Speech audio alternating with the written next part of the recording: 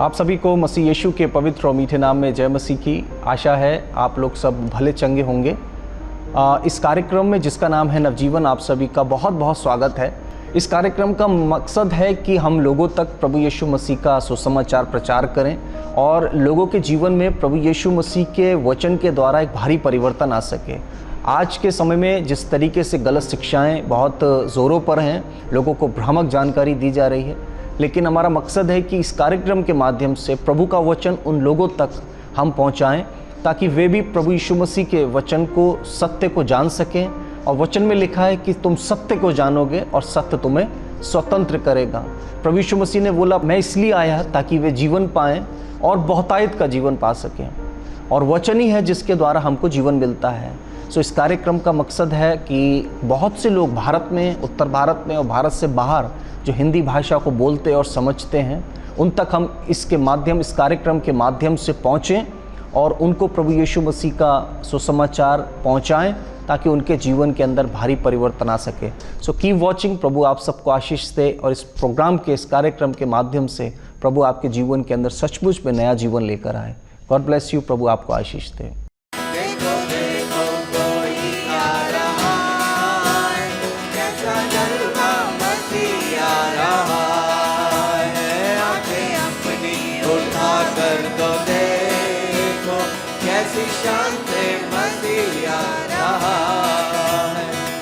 सूरज न चांदन न कोई, वहाँ तो मुर्दे पड़े हैं न कोई। वहाँ सूरज न चांदन न कोई, वहाँ तो मुर्दे पड़े हैं न कोई। हम सब डरते हैं और कांपते हैं, हम सब डरते हैं और कांपते हैं। न्याय करने मसीह आ रहा है, ओ न्याय करने मसीह आ रहा है। हालेलुया। आज का विषय बहुत ही कॉम्प्लिकेटेड तो नहीं है, लेकिन बहुत इंपॉर्टेंट है। और अगर आप इसको समझेंगे तो आज आपको थोड़ा सा अपने मन मस्तिष्क को मेरे साथ रखना पड़ेगा कुछ देर के लिए। I am not going to take much time, लेकिन कुछ देर के लिए आपको अपने दिल दिमाग को मेरे साथ लगाना पड़ेगा ताकि आज प्रभु का वचन हमारे आत्मा को ऊर्जा दे सके। हमारे शरीर के लिए क्या क्या भोजन हम खाते हैं, कोई बता सकता है? शरीर के लिए हम क्या क्या खाते हैं? दाल चावल रोटी सब्जी और चिकन मटन, ठीक है। और पानी स्वास्थ्य के लिए पीते हैं, यहाँ वो भी जरूरी है। और पीछे से आलू गोभी, क्या सारा माहौल खराब कर दिया। फ्रूट्स खाते हैं।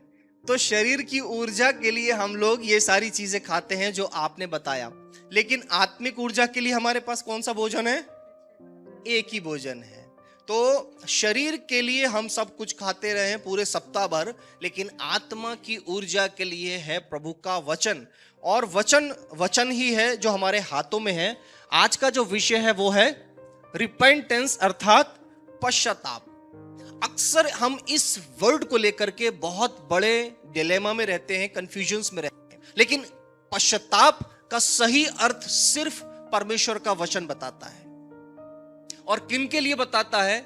जो परमेश्वर के वचन को पढ़ते हैं और प्रभु के वचनों को जानते हैं कि ये परमेश्वर का जीवित वचन है।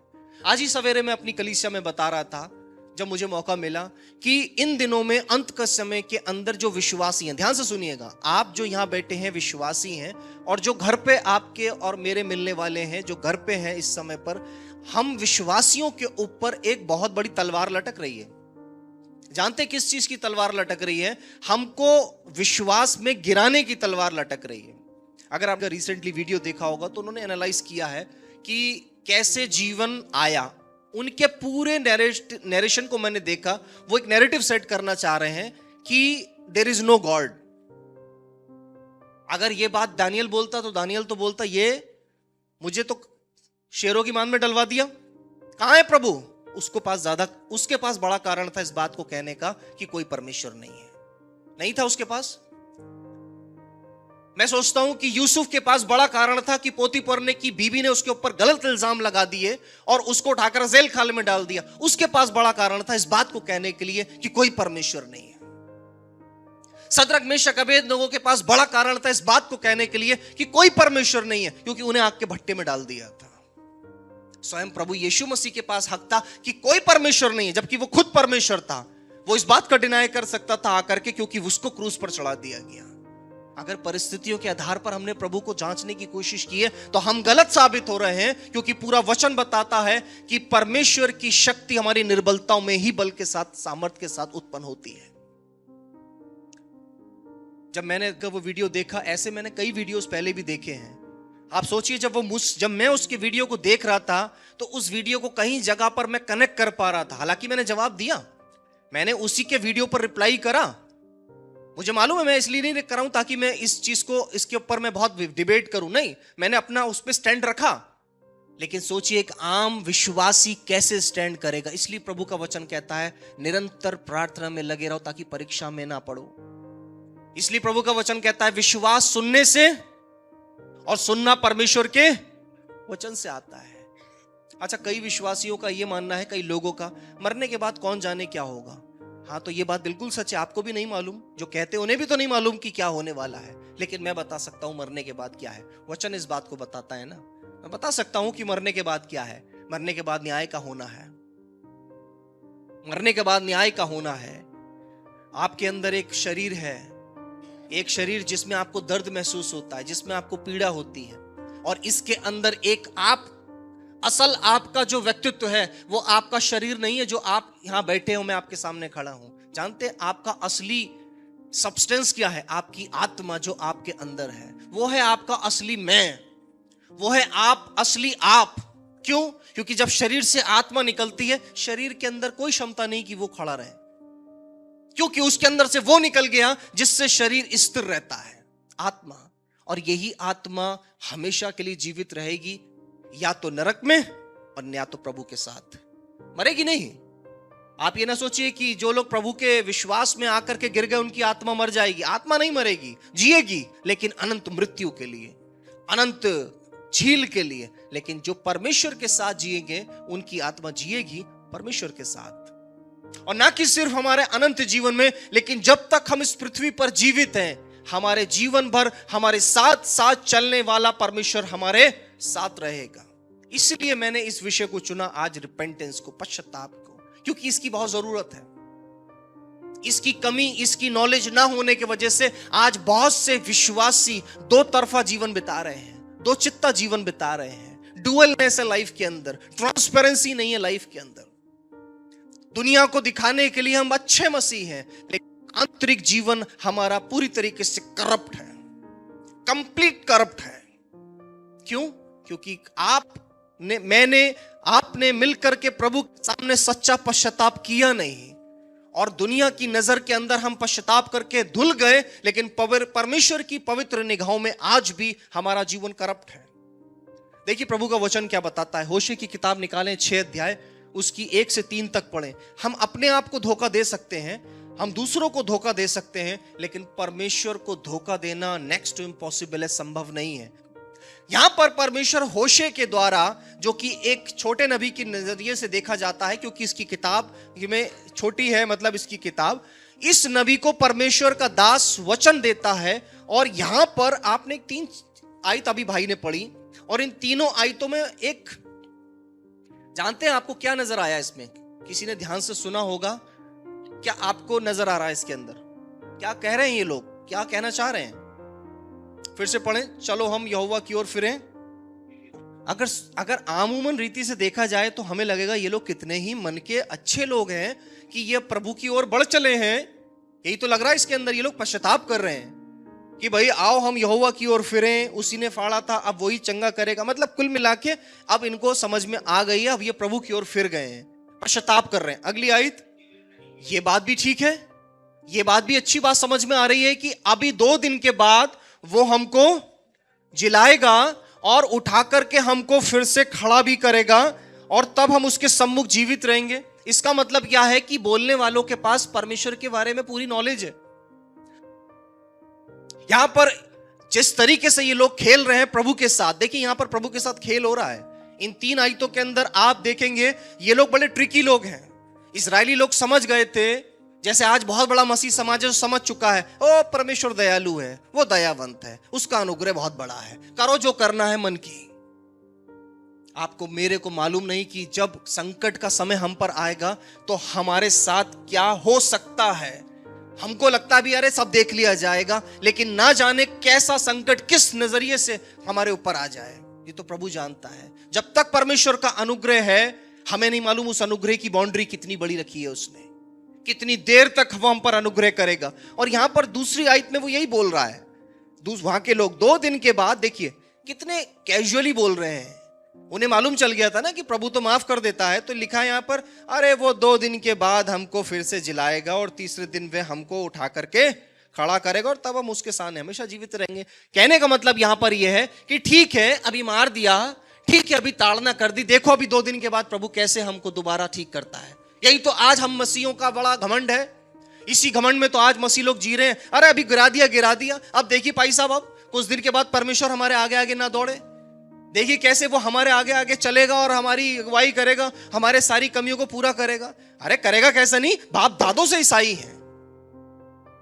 ऐसी मैं सुनता हूं अपने कानों से, इसलिए बोल रहा हूं इस बात को।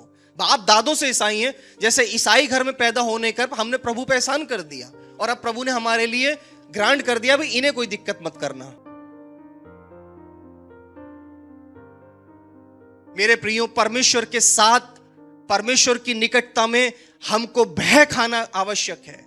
अगर हम इस बात को कहते हैं प्रभु मेरे साथ है, यदि हम इस बात को आत्मविश्वास के साथ कहते हैं प्रभु मेरे साथ है, तो आप ये भी समझ के रखिएगा कि प्रभु की पवित्रता भी आपके साथ है और उसकी उपस्थिति में हम कुछ गलत कर नहीं सकते। Listen very carefully. इनको मालूम था कि परमेश्वर का प्रकट होना डेफिनेट है। इनको कैसे पता लगा? क्योंकि इन्होंने अपने पूर्वजों को देखा था कि जब जब उन्होंने संकट देखे तो परमेश्वर वहां पर डेफिनेट था। यद्यपि इनके पूर्वजों को प्रभु ने कई बार ताड़ना दी, लेकिन ताड़ना के बाद प्रभु ने माफ किया और प्रभु वहां, तो इन लोगों को आदत पड़ चुकी थी। इनको आदत पड़ चुकी थी कि परमेश्वर तो बचा लेता है, एक बार ताड़ना देगा लेकिन फिर बचा लेगा। और आज का जो मसीह विश्वासी है वो इसी मुगालते में अपने जीवन के अंदर उस मार्ग पे चलता है कि प्रभु तो बचा लेगा, प्रभु तो दया का सागर है, करते रहो, प्रभु तो बचा ही लेगा। तीसरी आयत के अंदर क्या लिखा है? आओ हम ज्ञान ढूंढें, वरन परमेश्वर का ज्ञान प्राप्त करने के लिए यत्न भी करें। क्यों कह रहे हैं वो ऐसा? क्योंकि उन्हें मालूम था, आश्वस्त थे, एश्योर थे कि प्रभु आएगा, हमें बचाएगा। चाहे आंधी आए, चाहे पानी आए, चाहे रात में कोहरा कितना कटे, लेकिन ऐसा कोई रात हुई है जिसका सुबह ना हुई हो? आप लोग जब रात में सोते तो आप ये कहते हैं ना, अलार्म लगा दो सुबह का, सुबह ड्यूटी जाना भी, और वी आर वेरी श्योर कि सुबह तो होनी है। कभी आपने इसलिए अलार्म नहीं लगाया कि शायद सुबह होगी नहीं होगी, देख लेंगे, ऐसा कोई है यहाँ पर? या आपने अपना टिकट इसलिए नहीं कंफर्म कराया कि बोले अरे सुबह का पता थोड़ी ना कि होगी, हो सकता है 2 दिन तक रात ही चलती रहे। हमें सबको मालूम है कि अगर सो रहे हैं तो आंख सुबह जरूर खुलेगी और वो भोर हो चुकी होगी। तो जैसे भोर का आना श्योर्ड है, भोर का आना निश्चित है, वैसे यहां पर ये कह रहे हैं इस बात को, वरन यहोवा का ज्ञान प्राप्त करने के लिए यत्न करो, क्योंकि यहोवा का प्रकट होना भोर का सा निश्चित है। वह वर्षा के समान हमारे ऊपर आएगा, वरन बरसात के अंत की वर्षा के समान, जिससे भूमि सींची जाती है। Look at the repentance they are doing, look at the repentance they are doing. जरा इनकी रिपेंटेंस को ध्यान से समझिए। देखने में लग रहा है ये पश्चाताप कर रहे हैं, देखने में लग रहा है कि इनके वर्ड्स के अंदर पश्चाताप है, लेकिन असल में आपको मालूम है ये पश्चाताप नहीं है, ये प्रभु के साथ स्वार्थ का पश्चाताप है। क्योंकि इनको प्रभु से भली चीजें चाहिए, इन्हें जीवन चाहिए। हमारा पश्चाताप कभी भी स्वार्थपूर्ण पश्चाताप नहीं हो सकता। अगर हमारे पश्चाताप में कहीं पर भी हमारा अपना स्वार्थ छुपा है, वो परमेश्वर की दृष्टि में पश्चाताप नहीं है। इस पश्चाताप में देखकर मुझे इस बात को नजर आ रहा है, क्योंकि हर बात में चलो हम यहोवा की ओर फिरें, क्योंकि उसी ने फाड़ा था और वही चंगा भी करेगा, उसी ने मारा और वही हमारे घाव पर पट्टी बांधेगा। इनको ठीक होने की बहुत जल्दी है, इनको आशीषों की, ये प्रभु से आशीष पाना चाह रहे हैं। कुल मिला के बात यह है कि प्रभु के सामने पश्चाताप कर लो ताकि जल्दी ठीक हो जाओ। प्रभु के सामने जल्दी पश्चाताप कर लो ताकि जो चीज हमसे छीनी है जल्दी मिल जाए हमको। आज विश्वासियों का पश्चाताप इसी आधार पर है, स्वार्थ। प्रभु से अगर क्योंकि डरते हैं प्रभु से। आज की तारीख में सबको, जो मसीह विश्वासी है, सबको पता लग चुका है कि प्रभु जीवित है, प्रभु सच्चा है, सच में प्रभु सिंहासन पर बैठा है। इतना तो समझ में आ चुका है और वो चाहे तो कुछ भी कर सकता है। तो उससे डर के मारे हम पश्चाताप कर लेते हैं। लेकिन अब परमेश्वर की वाणी भी सुन लीजिए, प्रभु क्या कहना चाह रहा है। 4 आयत को पढ़ें। हे प्रेम, मैं तुझसे क्या करूं? हे यहूदा अर्थात इज़राइल, हाँ सुनिए, लिसन वेरी केयरफुली। यहां पर ये लोग पश्चाताप कर रहे हैं, लेकिन प्रभु ने इनके पश्चाताप को क्या बता दिया? उसको एक नाम दे दिया कि तुम्हारा जो स्नेह है, तुम्हारा जो प्रेम है मुझसे, वो एक्चुअली रियल नहीं है। तुम्हारा जो पश्चाताप है वो रियल नहीं है। इट्स ऑल सेल्फ सेंटर्ड है। तुम्हारा जो पश्चाताप है वो तुम्हारा पूरी तरीके से मतलबी और स्वार्थी पश्चाताप है। तुम इसलिए करते हो ताकि जल्दी आशीषें तुम्हारे पास आ जाए। अगर कोई व्यक्ति किसी से इतना प्रेम कर रहा है, वो अपना अंदर की दिल की भावना अपने उस व्यक्ति से छुपा ही नहीं पाएगा। क्यों? क्योंकि वो उससे प्रेम करता है, वो चाहता है मैं इसके साथ और ट्रांसपेरेंट हो जाऊं, और ट्रांसपेरेंट हो जाऊं। जिससे हम सच्चा, आप अपने मम्मी से, पापा से, भाई से, बहन से, पति से, पत्नी से, बच्चों से, जिससे हम सच्चा प्रेम करते हैं, उससे हम चाह करके भी बहुत कुछ रख नहीं पाते। लगता है यार ये भी दे दो, इसके लिए ये भी कर दो। क्यों? देयर इज अ जेन्युइननेस, आपके अंदर वो जेन्युइननेस है। कभी भी गलत ख्याल नहीं आएगा उसके लिए। ऐसा कभी नहीं लगेगा कुछ छुपा के इससे रख लो। चालाकी का ख्याल नहीं आएगा, शातिरता के ख्याल नहीं आएगा। उसको लगेगा काश मेरे पास और होता तो ये भी इसको दे दिया जाता। प्रभु से प्रेम करने के लिए आपको प्रभु के साथ जेन्युइन होने की जरूरत है। प्रभु है, उससे तो हमारा कोई सीक्रेट छिपता ही नहीं है। लेकिन फिर भी प्रभु कह रहा है जब तू अपने मुंह से आकर अकाउंट क्लियर करेगा, वो होगा सच्चा पश्चाताप। और जैसे ही रिपेंटेंस आती है, अगला मोमेंट आपके जीवन के अंदर जो आता है, अंगीकार। और अंगीकार जब आपके जीवन में आता है, पश्चाताप होता है, अंगीकार होता है, परमेश्वर की आत्मा स्थान लेती है हमारे घरों के अंदर। परमेश्वर की पवित्र आत्मा हमारे दिलों के अंदर लेती है जगह। मैं बहुत से लोगों के लिए प्रार्थना कर रहा हूं। आपको मैं सच असलियत अगर बताऊं तो मैं बहुत से लोगों के लिए प्रार्थना करता हूं, बहुत लोगों के लिए। ना जाने कितने मेरे पास प्रार्थना के रिक्वेस्ट आते हैं, लेकिन आपको मालूम मेरी प्रार्थना जब तक असर नहीं करेंगी जब तक उस व्यक्ति के साथ पवित्र आत्मा का वास ना हो। अगर वो व्यक्ति के साथ दुष्ट आत्माएं हैं और उसके पुराने जितने भी उसके पुराने पाप रहे हैं, जो उसने जवानी के आलम से अब तक किए, सबका स्टॉक है उसके पास। अब उसने करने छोड़ दिए, इसका मतलब ये थोड़ी ना स्टॉक क्लियर हो गया, राइट? ये आपको मैं बताना चाहता हूं, आप एक समय ऐसा आता है जब आप उस पाप से, उम्र के हिसाब से वो पाप करना नहीं चाहते हैं, लेकिन इसका मतलब ये नहीं कि सारा स्टॉक क्लियर हो गया। स्टॉक क्लियर तो इससे होता है, सच्चे पश्चाताप से। और जब तक आपके और मेरे अंदर वो पुराने पापों का स्टॉक है, तब तक हम अंधकार की शक्तियों को अट्रैक्ट कर रहे हैं अपनी तरफ, इविल स्पिरिट्स को अट्रैक्ट कर रहे हैं अपनी तरफ। क्योंकि पुराने पाप क्या थे? दूषित विचार, गंदी आत्मा, व्यभिचार की आत्मा, पियक्कड़पन की आत्मा, पर स्त्री गमन की आत्मा, ना जाने क्या क्या हमारे अंदर था। अब हमने करना छोड़ दिया, इसका मतलब ये तो बिल्कुल नहीं है कि हमारे सारा स्टॉक क्लियर हो गया ना। हमको पश्चाताप करके प्रभु के सामने अपने सारे हिसाब को क्लियर करना है। और वचन में लिखा है, यदि तुम अपने पापों को मान लो और उन्हें छोड़ भी दो, तो परमेश्वर तुम्हारे सारे पापों को, अपराधों को माफ करने में और उन्हें साफ करने में विश्वासयोग्य और धर्मी है। परमेश्वर का वचन कह रहा है, मैं ऑफरिंग से, टाइथ से, मिनिस्ट्री से, फलाने से, hallelujah, praise Lord, worship leading, ये और वो, इससे खुश नहीं होता हूं। हम वचन में क्या लिखा है कि मुझे बलिदान नहीं चाहिए। अगर हम प्रभु के सामने भेंटे लाते हैं, इट्स ऑल बिकॉज क्योंकि वो हमारे साथ दोबारा 30, 60 और 100 गुना आशीषित करने जा रहा है, राइट? मैं गलत तो नहीं बोल रहा हूं? अगर आप प्रभु के लिए दान देते हैं, वो दान आशीषें बनकर आपके हाथों में वापस आ जाता है। You know that? अगर आप प्रभु के लिए थोड़ा सा भी कुछ करते हैं, अगर आप उसकी सेवा के लिए थोड़ा सा भी जहमत उठाते हैं, वो वापस होकर आपके खत्तों में वापस आ जाता है। प्रभु किसी का कर्जदार नहीं है। आपका लेकर के प्रभु कभी अपने पास नहीं रखेगा, आपको 1000 गुना लौटाने वाला प्रभु है। प्रभु कह रहा है, मुझे बलिदान नहीं चाहिए, मैं बलिदानों से प्रसन्न नहीं होता हूं। I don't want your gifts, मुझे नहीं चाहिए तुम्हारे बलिदान। तो क्या चाहिए? लेकिन मैं प्रेम से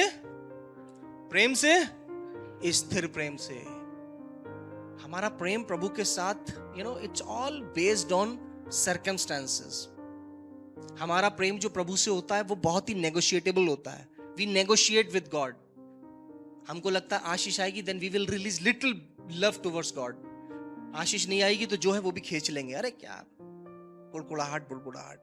लेकिन प्रभु कह रहा है कि मुझे स्थिर प्रेम से आनंद होता है। इसका मतलब यह है, अगर आपका प्रेम प्रभु के लिए, प्रभु की दृष्टि में स्थिर है, वो चीज है जो प्रभु एक्सेप्ट करता है और प्रभु चाहता है मेरे और आपके जीवन से।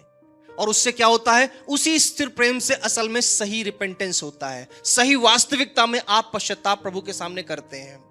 यहां पे वचन में साफ लिखा हुआ है, और आगे पढ़े क्या लिखा है? हाँ, होम बलियों से ज्यादा मैं ये चाहता हूं कि लोग परमेश्वर का ज्ञान रखें। Do you have the knowledge of God? क्या हमारे पास परमेश्वर की नॉलेज है? क्या जानते हैं हम प्रभु के बारे में? सिर्फ इतना जानते हैं कि प्रभु मार सकता है, सिर्फ इतना जानते हैं कि वो आशीष दे सकता है? नहीं, ये तो प्रभु सबके साथ कर रहा है। इस दुनिया के अंदर हर व्यक्ति जो आप देखते हैं, इस पृथ्वी पर जितने लोग हैं, सबको प्रभु ने आशीषित किया है। प्रभु सबको करता है। प्रभु विश्वास, सबके ऊपर प्रभु अनुग्रह करने वाला प्रभु है। लेकिन हम जो मसीह विश्वासी लोग हैं, हमारे कर्तव्य हम समझ चुके हैं। हम जानते हैं कि सिर्फ इस पृथ्वी पर खाना और खा करके मर जाना हमारा भाग नहीं है। लेकिन प्रभु के लोग, हम जो विश्वासी हैं, हम हैं अनंत जीवन के वारिस। इसलिए परमेश्वर चाहता है कि हम परमेश्वर के साथ स्थिर प्रेम रखें और परमेश्वर का ज्ञान हासिल करें। इससे प्रभु प्रसन्न होता है, इससे प्रभु प्रसन्न होता है, प्रभु की आत्मा प्रसन्न होती है और हमको सच्चे पश्चाताप की ओर लेकर चलता है। अक्सर हमारा पश्चाताप मन का नहीं होता, अधूरा होता है, जुबानी होता है।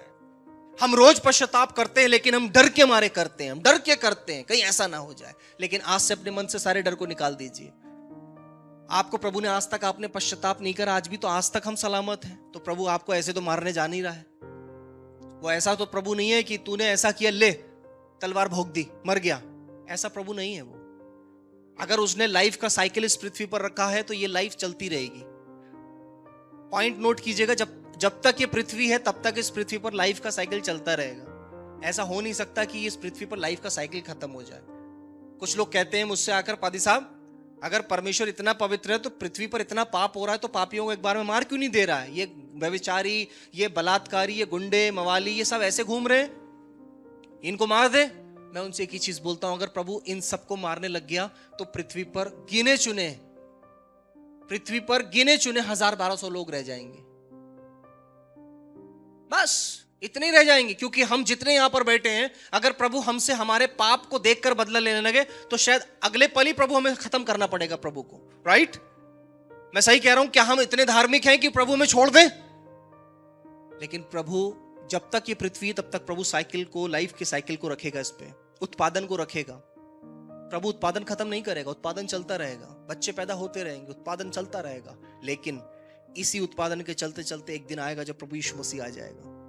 इसी उत्पादन के चलते हुए प्रभु यीशु मसीह आ जाएगा और उनको लेके जाएगा जिन्होंने परमेश्वर के सामने पश्चाताप करके प्रभु के साथ अपना अकाउंट क्लियर कर लिया। और अकाउंट क्यों क्लियर किया? क्या जरूरत पड़ी? क्योंकि उसने प्रभु से प्रेम कर लिया था, क्योंकि उसने प्रभु से प्रेम कर लिया था। मैंने भी अपने जीवन में कई लोगों से बेहद प्रेम किया है। नॉट ओनली माय वाइफ, सिर्फ वाइफ की बात नहीं कर रहा हूं मैं। वाइफ के साथ तो प्रेम सब करते ही करते हैं, और नहीं करते हैं तब वाइफ करवा लेती हैं। बोले करोगे कैसे नहीं? तो ये तो चलता रहता है। लेकिन मैंने अपने जीवन के अंदर ट्रूली कई लोगों से प्रेम किया है। मैन ऑफ गॉड कर परमेश्वर के लोगों से प्रेम किया है, जिनसे आज भी मैं, वो दुनिया में नहीं है, मैं उन्हें याद करता हूं। बहुत से लोगों से मैंने प्रेम किया है, माता पिता से प्रेम किया है, प्रभु के लोगों से प्रेम किया है, परिवार के बहुत लोगों से प्रेम किया। लेकिन एक चीज सब में मैं कॉमन देखता हूं, जिससे मैंने प्रेम किया उससे मुझे कुछ छुपाने का मन नहीं करता है, उससे कुछ रखने का मन नहीं करता है कि कुछ दबा के रखूं। सब मन करता है इसको यार, सब इसके सामने क्लियर रहना है, इसके सामने क्लियर रहना है। मैं वाइफ से भी अपने कई दफा ऐसा होता है कि कुछ चीजें इसको बताने का मेरा लगता है कि नहीं अभी नहीं बताऊंगा, लेकिन मेरे इसको मैं बहुत दिन तक बताए बिना रह नहीं पाता हूं, तो समय के हिसाब से मैं इसको बता देता हूं। अब ऐसा नहीं कि किसी की सीक्रेट्स मुझे मालूम है तो मैंने बता दी। अगर ऐसा कोई व्यक्ति मेरी लाइफ में है जिसने बोला है कि पास्टर ये आप तक सीक्रेट है, वो नहीं जाएगी इसके पास, डेफिनेटली नहीं जाएगी। लेकिन अगर कोई बात मेरे संबंधित है, मैं इसके लिए कुछ खरीद के लाया हूं या मुझे इसके लिए कुछ खरीदना है, तो मुझे कुछ रहेगा कि बता दूं। कुछ मतलब मन करता है अच्छे से अच्छा करो परिवार के लिए, बच्चों के लिए। क्यों? क्योंकि हम प्रेम करते हैं। जब प्रभु से आप ऐसा प्रेम करने लग जाते हैं तो आपका मन क्या करता है? प्रभु के सामने कोई भी चीज प्रभु छुपी ना रहे। आप पाप करेंगे, आप आज चर्च से जाकर के भी घर पे पाप करेंगे, यू नो दैट। आप रात में जाकर के भी पाप करेंगे, लेकिन उसी बोधता के साथ आप जाकर प्रभु से कहिए, प्रभु हूं तो तेरा ही। क्या आप प्रभु से कह सकते हैं, प्रभु हूं तो तेरा ही, देख मैंने पाप कर दिया, मैं गिर गया, लेकिन मैं तेरे सामने खोलता हूं मैंने ये पाप किया। इसको कहते हैं सच्चा पश्चाताप, क्योंकि आप प्रेम में उसके इतने डूबे हुए हैं कि आप गलती करते हैं फिर भी उसी के दरवाजे जाके पड़ जाते हैं, हूं तेरा ही। प्रभु आपको क्षमा करने में विश्वास योग्य और धर्मी है। और जानते हैं उसकी क्षमा के बाद क्या आता है? जब वो क्षमा करता है तो उसके बाद आपके दिल में असीम शांति को देता है, पवित्र आत्मा को देता है, असीम गहराइयों में आपके अपने प्रेम की सामर्थ्य को उंडेलता है, और आपका आसपास का माहौल प्रभु की आत्मा की सामर्थ्य से बदलता जाता है। हमारे घर का माहौल बदलता जाता है, हमारा व्यक्तिगत माहौल स्वभाव बदलता जाता है, जहां मैं जॉब करता हूं वहां का स्वभाव और माहौल बदलता जाता है। हमारा सब कुछ प्रभु बदल देता है। क्यों? क्योंकि परमेश्वर की आत्मा अब मेरे अंदर रह रही है, क्योंकि अब परमेश्वर की आत्मा ने मेरे अंदर आकर अपना अधिकार लिया है। मेरे प्रियो, प्रभु से प्रेम करें, पश्चाताप करें, प्रभु आपको वही देगा। आइए प्रार्थना करें। Thank you Jesus. पवित्र आत्मा आपके सामने हम आते हैं प्रभु, आपके सामने हम आते हैं प्रभु। जितने भी श्रोता इस समय टेलीविजन से देख रहे हैं, जितने भी लोग इस समय कलीसिया में इस वचन को सुन रहे हैं प्रभु जी, कहीं ऐसा ना हो प्रभु जी हमारी स्वयं की धार्मिकता, जो हमको लगता है धार्मिकता, उसके नीचे पाप दबे पड़े हैं, छुपे पड़े हैं, वो गंध सड़ रहा है और हम ऊपर से ऊपर तह पे तह लगाए जा रहे हैं धार्मिकता के अच्छे अच्छे कामों की, और हमको लगता है वो नीचे सब कुछ ठीक है, लेकिन हमारी बुनियाद सड़ रही है। प्रभु हम में से प्रत्येक को प्रभु अपनी बुनियादों में काम करने की, पुराने पापों को साफ करने के लिए तेरे लहू को मांगने की, पश्चाताप करने की ताकत और सामर्थ्य देता, ताकि आज जितने लोगों ने भी प्रभु ये वचन सुना है प्रभु, तू उन सब से कह रहा है कि मैं सिद्ध प्रेम और स्थिर प्रेम को चाहता हूं, और स्थिर प्रेम के द्वारा हम पश्चाताप करना चाहते हैं प्रभु तेरे सामने। एक बार फिर पश्चाताप करना चाहते हैं प्रभु, सारे पापों से हमें मुक्त कर, शुद्ध कर प्रभु जी। हम मानते हैं कि हमने तेरी पवित्र आत्मा के विरोध में पाप किया है, हम मानते हैं कि तेरी उपस्थिति में होकर के भी हमने पाप किया है प्रभु। हमने अनजाने में पाप कर दिया, जवानी में पाप कर दिया, जवानी के विलासाओं में पाप कर दिया, लेकिन अब छोड़ना चाहते हैं प्रभु। अब हम तेरे अनुग्रह से अपने को बांधना और सारे बंधनों से आजाद होना चाहते हैं प्रभु, ताकि वो सारी रुकी हुई आशीषें जो प्रभु हम तक हमारे लिए रुकी हुई है प्रभु, वो सारी आशीषें हमारे जीवन में प्रभाव हो सके। पिता प्रभु दया कर पूरी कलीसिया पर, और प्रभु जी शुभ संदेश के जितने भी दर्शक हैं उन सब पर पवित्र आत्मा आपकी अभिषेक मांगते हैं प्रभु, और प्रभु पश्चाताप का हृदय मांगते हैं प्रभु जी। सबको प्रभु जी, आज जो नवजीवन में बैठे हैं, जो नवजीवन में आज नहीं आ पाए प्रभु, सबको प्रभु तेरी आत्मा इस बात के लिए अग्रसर करे, मुझे पश्चाताप करना है, ताकि प्रभु पश्चाताप के बाद उनकी एक नई जिंदगी, पश्चाताप के बाद उनका एक नया ट्रांसफॉर्मेशन, एक नया फॉर्मेशन शुरू हो सके प्रभु। दया कर प्रभु, अद्भुत युक्ति करने वाले प्रभु तेरा धन्यवाद। आपके बेटे प्रभु यीशु मसीह के मीठे और पवित्र नाम से मांगते हैं प्रभु, आमीन।